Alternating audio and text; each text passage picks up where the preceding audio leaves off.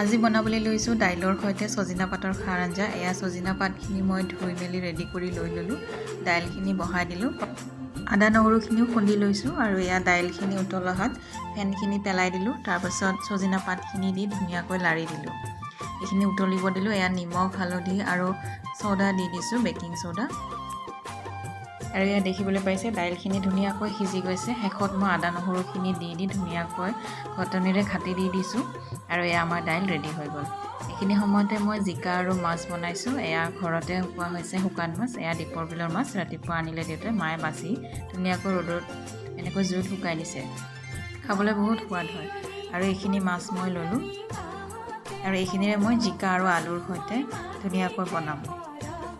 এয়া দেখিবলৈ পাইছে মই জিকা আঞ্জাখিনি বনাই আছোঁ। এতিয়া প্ৰথমতে মাছখিনি ভাজি ল'লোঁ। ভাজি লৈ জিকাখিনি বনাই তাতে মাছখিনি দি এয়া আমাৰ আঞ্জা ৰেডি।